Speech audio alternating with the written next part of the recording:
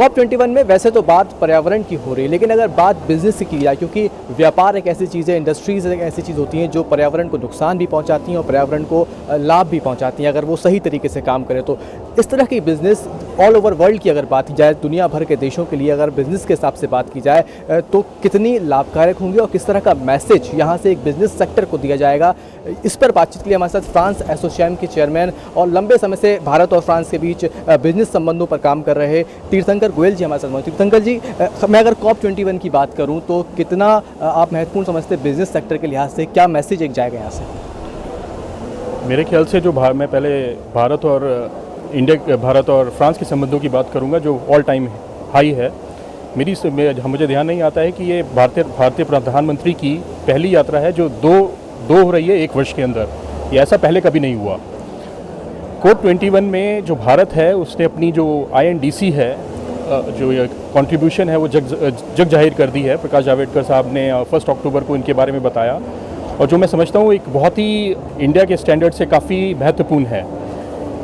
ये जो है 2020 तक 175 गीगावाट। इसका क्या मतलब है बिजनेस के लिए? इसका मतलब है कि 100 out of which 100 gigawatt solar के अंदर होगा, 60 गीगावाट विंड एनर्जी के अंदर होगा, 10 गीगावाट बायोमास के अंदर होगा और 5 गीगावाट जो बाकी हाइड्रो प्रोजेक्ट्स हैं।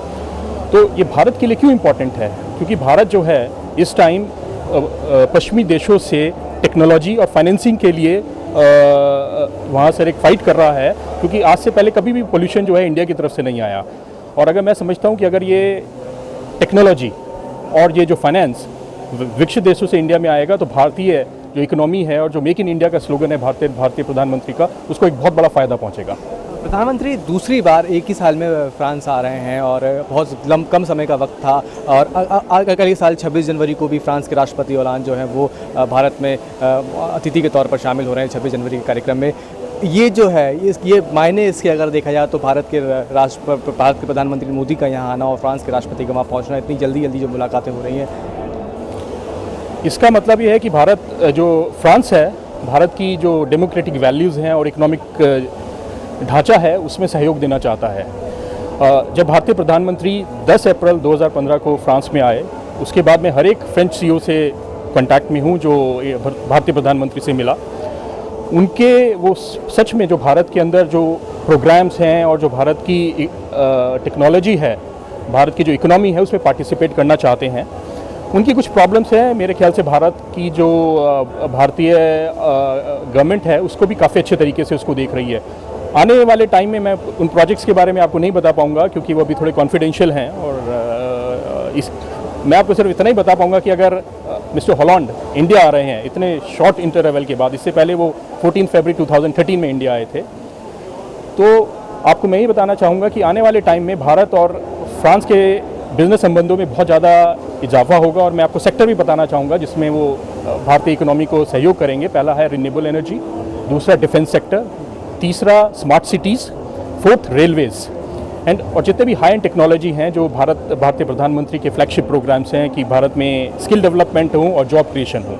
तीर्थंकर जी, एक आखिरी सवाल ये है कि चूँकि बिज़नेस और पर्यावरण दोनों का एक संबंध ऐसा है कि अगर इंडस्ट्रीज़ लग रही हैं तो कहीं ना कहीं पॉल्यूशन भी होगा, चीज़ें भी होंगी, और कहीं ना कहीं अगर इंडस्ट्रीज़ सही लेवल पर काम करें तो वो उसको भी रोका जा सकता है। आप मानते हैं कि एक सकारात्मक तौर पर यहाँ से जब मैसेज निकल के जाएगा, खासकर अगर क्लाइमेट चेंज में जिस तरह की एक भूमिका होती है बिजनेस सेक्टर की, वो एक महत्वपूर्ण होगा?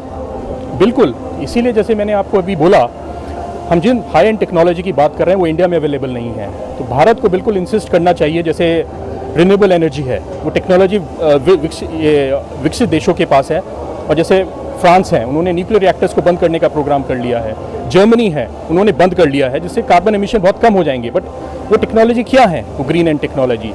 तो भारत को इंसिस्ट करना चाहिए कि ये टेक्नोलॉजी अपने आप आएँ और उनके साथ वो फाइनेंस भी मांगे, क्योंकि भारत एक ग्रोइंग इकोनॉमी है, उसका जो कार्बन एमिशन है आने वाले टाइम में ऊपर जाएगा, और ये विकसित देश हैं। तो भारत को, जैसे अभी आपने न्यूज़पेपर में सुना होगा 100 बिलियन यूरोस बाय 2020, मेरे हिसाब से बहुत एक कम ये वैल्यू है। इसका कैसे डिस्ट्रीब्यूशन होगा? तो भारत की जो टीम है जो नेगोशिएट कर रही है ये डील, इसमें उनको टेक्नोलॉजी और फाइनेंस इसके ऊपर पूरा वो एम्फेसिस करना चाहिए।